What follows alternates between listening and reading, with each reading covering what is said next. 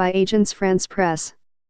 At age 33 and raising 6 children in a slum named Paradise Village, Myrna Albos is Exhibit A for the Philippines' serial family planning failures.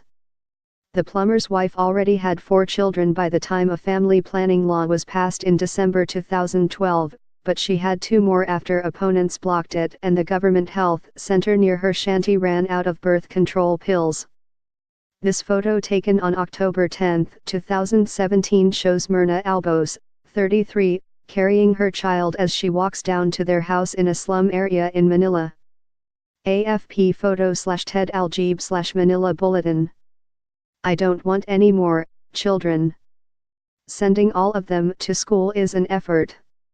One more and I may no longer have time for myself, the former department store clerk told AFP. Albos and her family live on her husband's $10 a day wage in a dirt floor home in Paradise Village, tucked behind a smelly open sewer in the north of Manila, the nation's capital where millions live in brutal poverty. The law was meant to provide free condoms, birth control pills, implants and other family planning methods to couples in poor communities, while protecting mothers from death and other health risks associated with pregnancies.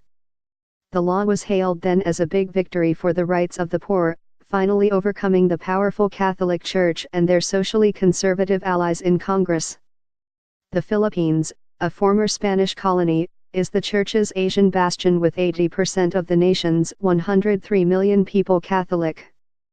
The power of the Church has helped to ensure abortion and divorce remain illegal. The country's fertility rate slowed to 2.33 births per woman in 2015 from a runaway 6 in the 1970s, United Nations data shows, but it remains an outlier. The number of Filipinas who die from complications of giving birth also remains high, according to the UN figures. However, the legislation turned out to be only the start of another long battle. The law itself did not come into force until April 2014, as it was delayed by legal challenges. While the Supreme Court ruled the legislation was constitutional, it defanged the law by removing penalties for officials and workers who refused to provide contraceptives. It has since been weakened further after some conservative legislators gutted its funding. We have not taken off. We've been taxiing for the last 5 years, Health Undersecretary Gerardo Bayago told AFP in an interview, when asked to assess the program. He said the Supreme Court's removal of the penalty provisions had rendered the law basically toothless, while a lack of funds meant the government could not buy enough contraceptives. Breakthrough President Rodrigo Duterte, who took office last year, has followed in his predecessor's footsteps in trying to get contraceptives to the masses.